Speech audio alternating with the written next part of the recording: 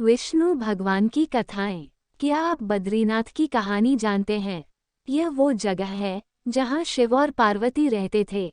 यह उनका घर था। एक दिन नारायण यानी विष्णु के पास नारद गए और बोले, आप मानवता के लिए एक खराब मिसाल हैं।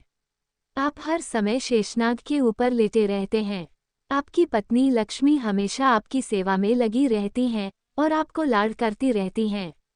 इस ग्रह के अन्य प्राणियों के लिए आप अच्छी मिसाल नहीं बन पा रहे हैं। आपको सृष्टि के सभी जीवों के लिए कुछ अर्थपूर्ण कार्य करना चाहिए।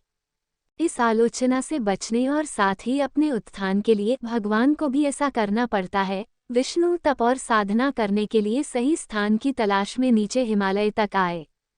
वहां उन्हें मिला बद्रीनाथ, एक अच्छा सा छोटा सा घर जहां सब कुछ वैसा ही था जैसा उन्होंने सोचा था। साधना के लिए सबसे आदर्श जगह लगी उन्हें यह। वो उस घर के अंदर गए।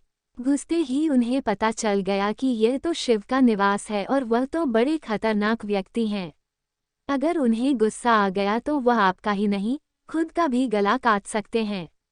ऐसे में नारायण ने खुद को एक छोटे से बच्चे के रूप में बदल लिया और घर के सामने बैठ गए। उस वक्त शिव और पार्वती बाहर कहीं टहलने गए थे। जब वे घर वापस लौटे तो उन्होंने देखा कि एक छोटा सा बच्चा जोर जोर से रो रहा है। पार्वती को दया आ गई। उन्होंने बच्चे को उठाने की कोशिश की।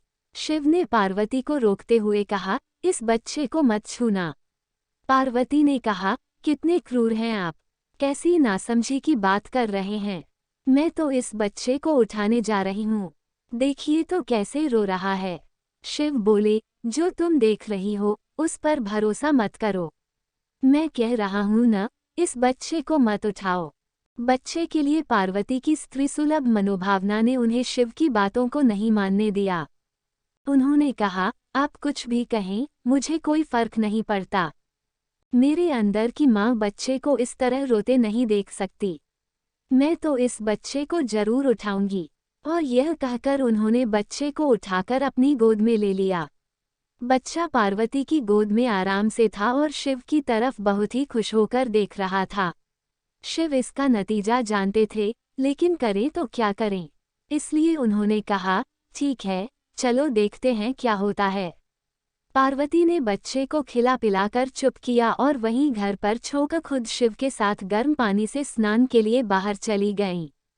वहां पर गर्म पानी के कुंड हैं, उसी कुंड पर स्नान के लिए शिव पार्वती चले गए। लौटकर आए तो देखा कि घर अंदर से बंद था। शिव तो जानते ही थे कि अब खेल शुरू हो गया है। पार्वती हैरान थी कि आखिर दरवाजा किसने बंद किया। शिव बोले, मैंने कहा था ना, इस बच्चे को मत उठाना। तुम बच्चे को घर के अंदर लाईं और अब उसने अंदर से दरवाजा बंद कर लिया है। पार्वती ने कहा, अब हम क्या करें। शिव के पास दो विकल्प थे। एक, जो भी उनके सामने है उसे जलाकर भस्म कर दें, और दूसरा, वे वहां से चले जाएं और कोई और रास्ता ढूंढ लें। उन्होंने कहा, चलो कहीं और चलते हैं, क्योंकि यह तो तुम्हारा प्यारा बच्चा है, इसलिए मैं इसे छू भी नहीं सकता। मैं अब कुछ नहीं कर सकता। चलो कहीं और चलते हैं। इस तरह शिव और पार्वती को अवैध तरीके से वहां से निष्कासित कर दिया गया।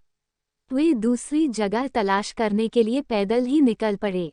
दरअसल बद्रीनाथ और केदारनाथ के बीच, एक चोटी से दूसरी चोटी के बीच सिर्फ 10 किलोमीटर की दूरी है। आखिर में वह केदार में बस गए और इस तरह शिव ने अपना खुद का घर खो दिया। आप पूछ सकते हैं कि क्या वह इस बात को जानते थे? आप कई बातों को जानते हैं, लेकिन फिर भी आप उन बातों को अनदेखा कर उन्हें होने देते हैं।